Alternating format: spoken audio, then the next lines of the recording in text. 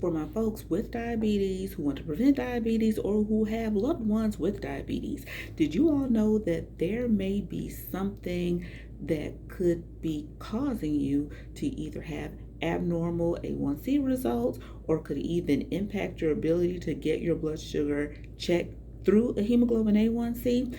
One of those things is anemia. And if you want to know more about that, check out my book, Diabetes, What Your Doctor Wants You to Know But Can't Tell You in 15 Minutes, on Amazon. The other one is called Hemoglobin F. Hemoglobin F, or fetal hemoglobin, is essentially what is made while the fetus is in the mother's womb. And over time, the system that creates hemoglobin F shuts off, and then hemoglobin A, which is adult hemoglobin, is made. Unfortunately, for patients who have sickle cell anemia, they have hemoglobin F and they wind up creating hemoglobin S, which causes the cells to sickle. But yeah, let's talk about this hemoglobin F. So after the system says, hey, we don't need fetal hemoglobin anymore, let's start making this adult hemoglobin, usually the adult hemoglobin takes over substantially, and there may be 2% or less of hemoglobin F left. However, in very rare cases in adults, you may never have symptoms, but you may wind up having a substantial amount of hemoglobin F.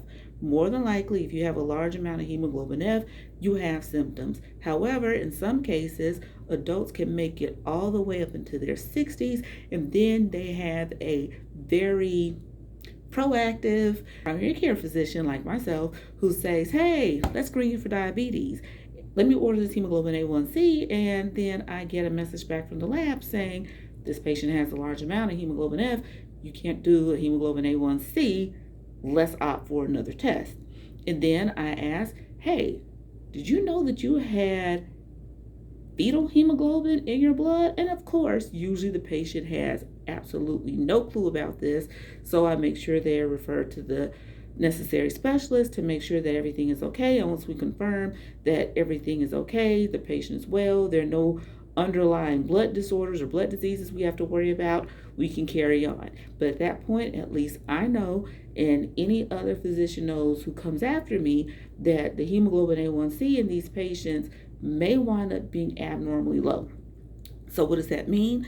That means that a patient with higher than normal levels of hemoglobin F may actually have average blood sugars in the diabetes range, but won't be able to know it because the hemoglobin A1C test won't detect it. It would read falsely low. So that was one of those situations of now the more you know. And again, being a physician for me is always chock full of lifelong learning, and I actually had my memory refreshed in the area of hematology while working with this patient. All right, have a good one. Bye, y'all.